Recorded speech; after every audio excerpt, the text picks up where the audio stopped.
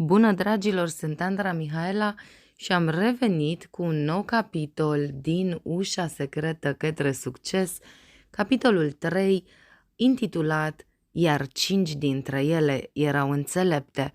Înainte însă de a începe, nu uitați să apăsați butonul de subscribe dacă n-ați făcut-o încă, să dați share și like la final dacă v-a plăcut. Vă aștept și pe grupul privat de Facebook Îndrăznește să crezi, tehnicile lui Neville Goddard și ale altor mistici. Să începem. 5 însă dintre ele erau fără minte, iar 5 erau înțelepte, căci cele fără minte, luând candelele, n-au luat cu sine un de lemn. Ni se spune în Matei 25:2-3. Tema mea este parabola fecioarelor înțelepte și a celor fără de minte. 5 însă dintre ele erau fără minte, iar 5 erau înțelepte, căci cele fără minte, luând candelele, n-au luat cu sine un de lemn, iar cele înțelepte au luat un de lemn în vase, odată cu candelele lor. Parabola ne învață că adevărata rugăciune este pregătirea. Iisus Hristos a zis: și toate câte veți cere, rugându-vă cu credință, veți primi. Matei 21:22. De aceea vă zic vouă, toate câte cereți rugându-vă, să credeți că le-ați primit și le veți avea. Marcu 11:24. Prin această parabolă ne arată că numai aceia care s-au pregătit pentru binele lor, în acest chip dovedind credința activă, își vor vedea binele materializat. Am putea parafraza scripturile spunând: atunci când te rogi, crede că ai deja ruga împlinită. Atunci când te rogi, acționează ca și cum ai fi primit deja ce ceri. Credința pe care o ai stând liniștit într-un fotoliu nu va muta niciodată munții din loc. Stând în fotoliu, în tăcere sau în meditație, te umpli cu sentimentul minunat al acestui adevăr și simți că credința ta nu va șovăi niciodată. Știi că Domnul este păstorul tău și că nu vei duce niciodată lipsă de nimic. Simți că Dumnezeul belșugului va înlătura toate poverile datoriilor sau ale limitărilor. Atunci părăsești fotoliul și pășești în arena vieții. Numai ce faci în arenă contează. Voi da un exemplu prin care voi arăta cum funcționează legea, căci credința lipsită de acțiune e moartă. Un băiat, unul dintre studenții mei, avea o dorință mare de a călători în străinătate. A rostit afirmația: aduc mulțumiri pentru călătoria mea divin proiectată, divin finanțată, sub har, într-un mod perfect. Avea foarte puțini bani, dar cunoscând legea pregătirii, și-a cumpărat un geamantan. Era un geamantan colorat foarte vesel, cu o bandă roșie mare pe mijloc. Ori de câte ori se uita la el, îl ducea cu gândul la o călătorie. Într-o zi, i s-a părut că simte cum camera lui se mișcă. Parcă simțea mișcarea unui vapor. Când s-a dus la fereastră să respire aerul proaspăt, a simțit mirosul specific al unui port. Cu urechea interioară a auzit țipătul unui pescăruș și scârțâitul unei punți. Geamantanul își făcea treaba, îl transpusese în vibrația călătoriei pe care și-o dorea. La scurt timp după aceea a primit o sumă mare de bani și a plecat în călătorie. La întoarcere a spus că a fost călătoria perfectă până în cel mai mic detaliu.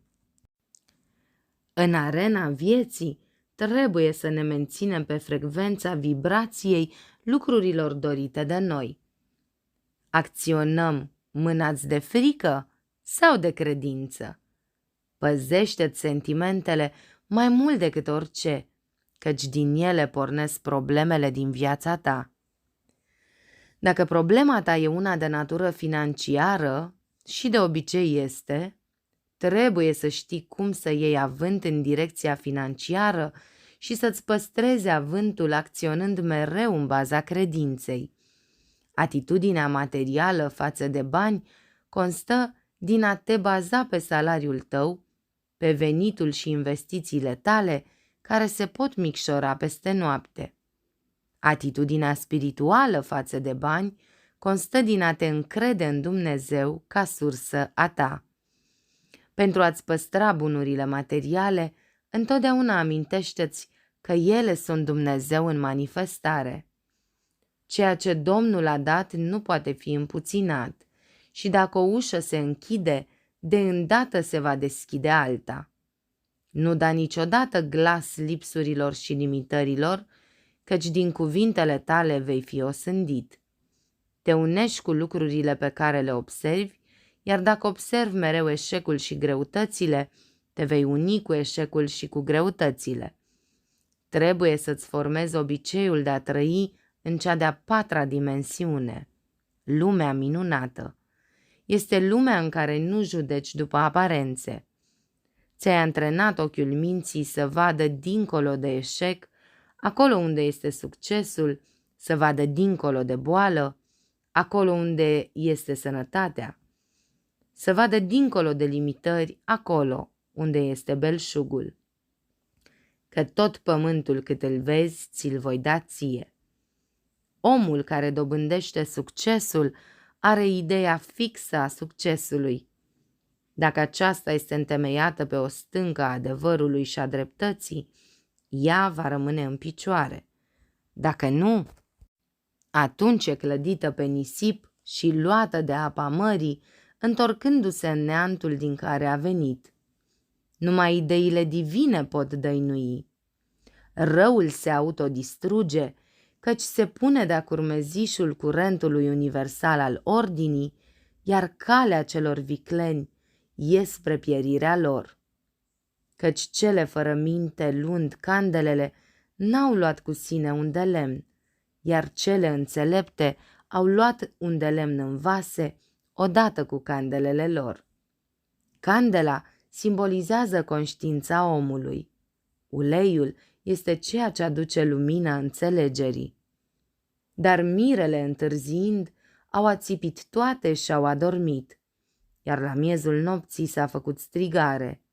Iată, mirele vine, ieșiți într-o întâmpinare a lui. Atunci s-au deșteptat toate acele fecioare și au împodobit candelele lor. Și cele fără minte au zis către cele înțelepte, dați-ne din unde lemnul vostru, că se sting candelele noastre. Fecioarele cele fără minte erau lipsite de înțelepciune sau de înțelegere, care reprezintă motorul necesar conștiinței, iar când s-au trezit într-o situație dificilă, n-au știut cum să procedeze. Când le-au zis celor înțelepte, dați-ne din unde lemnul vostru, acelea le-au răspuns zicându-le, nu, ca nu cumva să nu ne ajungă nici nouă și nici vouă. Mai bine mergeți la cei ce vând și cumpărați pentru voi. Aceasta înseamnă că fecioarele fără minte n-au putut primi mai mult decât era în conștiința lor, sau cu alte cuvinte, dincolo de nivelul la care vibrau. Bărbatul a primit călătoria fiindcă aceasta era în conștiința lui ca o realitate. El credea că o primise deja. Făcând pregătiri pentru călătorie, el lua cu el un de lemn pentru candele. Manifestarea vine ca urmare a realizării în conștiință. Legea pregătirii lucrează în ambele direcții. Dacă te pregătești pentru ceea ce nu-ți dorești sau nu vrei, începi să atragi acel lucru. David spune, de ceea ce mă tem, aceea mi se întâmplă. Îi auzim pe oameni spunând, trebuie să pun bani deoparte pentru eventualitatea unei boli. Ei se pregătesc în mod deliberat pentru îmbolnăvire. Sau economisesc pentru zile negre. Zilele negre vor veni negreșit atunci când se vor aștepta mai puțin. Ideea divină pentru fiecare om este belșugul. Hambarele tale trebuie să fie pline, iar ceașca ta să fie și ea plină ochi, dar pentru asta trebuie să învățăm să cerem cum trebuie. Să luăm de exemplu afirmația: invoc legea acumulării. Belșugul meu vine de la Dumnezeu și curge acum și se acumulează prin grație divină. Afirmația aceasta nu implică nicio noțiune a restrângerii, a economisirii sau a bolii. Ea ne dă un sentiment vadridimensional al abundenței, lăsând canalele în seama inteligenței infinite. În fiecare zi trebuie să faci o alegere. Vei fi înțelept sau fără minte? Te vei pregăti pentru binele tău? Vei face saltul uriaș spre credință? Sau vei sluji îndoielii și fricii și nu vei lua cu tine un de lemn pentru candelele tale? Deci, plecând ele să cumpere, a venit mirele și cele ce erau gata au intrat cu el la nuntă și ușa s-a închis. Iar mai pe urmă au sosit și celelalte fecioare zicând: Doamne, Doamne, deschide-ne nouă! Iar el, răspunzând, a zis: Adevărat zic vouă, nu vă cunosc pe voi. Poate ai sentimentul că fecioarele fără minte au plătit foarte scump faptul că au neglijat să aducă un de lemn pentru candelele lor, dar avem aici de-a face cu legea karmei sau legea revenirii. A mai fost numită și ziua judecății, pe care oamenii o asociază de obicei cu sfârșitul lumii. Ziua judecății tale vine, se spune, într-un răstim de 7 ore, 7 zile, 7 săptămâni, 7 luni sau 7 ani. Ar putea veni chiar și în 7 minute. Atunci plătești o datorie karmică, prețul pentru că ai încălcat legea spirituală. N-ai avut încredere în Dumnezeu, n-ai luat un de lemn pentru candelele tale. Analizează-ți conștiința zi de zi și vezi pentru ce anume te pregătești. Te temi de lipsuri și ții cu dinții de fiecare cent, atrăgând astfel și mai multe lipsuri. Folosește cu înțelepciune ceea ce ai și astfel vei deschide calea pentru ca și mai mult belșug să vină la tine. În cartea mea, Cuvântul tău este bagheta ta magică, vorbesc despre punga magică din povestea celor 1001 de nopți. Povestea spune că, pe măsură ce scoteai bani din ea, apăreau imediat alții în loc. Așa că eu am formulat afirmația: belșugul meu vine de la Dumnezeu. Am punga magică a spiritului. Aceasta nu va putea fi golită vreodată. Pe măsură ce banii ies din ea, apar imediat alții în loc. E întotdeauna plină ochi de belșug, prin har, în moduri perfecte. Afirmația aceasta creează în minte o imagine vie. Te îndrepți către calea pe care ți-o arată mintea. O femeie care nu avea prea mulți bani se temea să-și plătească facturile și să vadă cum suma din contul ei scade. A început să rostească cu mare convingere afirmația: am punga magică a spiritului. Aceasta nu poate fi golită. Pe măsură ce scot banii, apar imediat alții la loc. Și-a plătit fără frică facturile și-a primit mai multe cecuri consistente la care nu se aștepta. Privegheați și vă rugați ca să nu intrați în ispita pregătirii pentru ceva destructiv în loc de ceva constructiv. Am cunoscut o femeie care mi-a spus că ea păstra mereu la îndemână un văl negru în caz că avea de mers la vreo mormântare. I-am spus: ești o amenințare pentru rudele tale și te pregătești să le expediezi pe toate de pe lumea asta ca să ai ocazia să porți voalul. Femeia a distrus voalul. O altă femeie care nu avea bani a hotărât să le trimită pe cele 2 fiice la facultate. Soțul ei a luat-o în râs zicând: "Cine o să le plătească taxele de școlarizare? Eu n-am bani pentru asta." Femeia i-a răspuns: "Știu că un bine neașteptat va coborî asupra noastră." A continuat să-și pregătească fetele pentru facultate. Soțul ei a râs în hohote și le-a spus tuturor prietenilor că soția lui avea să le trimită pe fiice la facultate cu ajutorul unui bine neașteptat. O rudă bogată i-a trimis din senin femeii o sumă mare de bani. Binele neașteptat a sosit într-adevăr, fiindcă ea dovedise credință activă.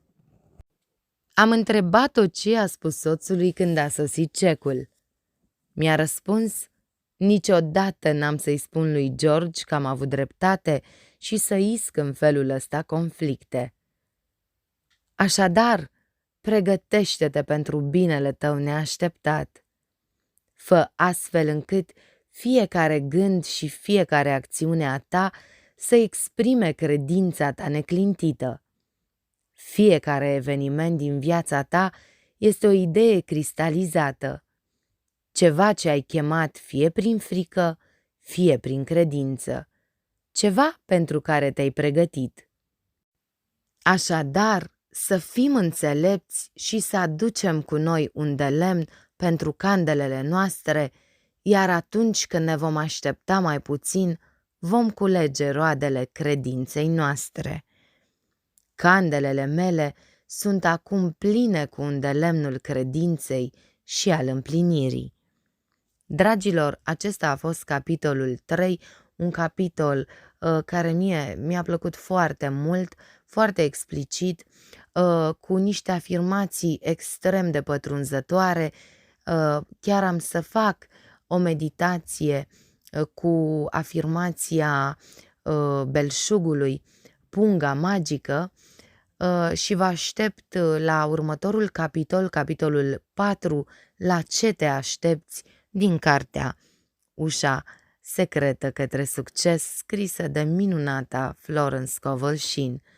Până la următorul filmuleț însă, dragilor, să avem cu toții pace în suflet.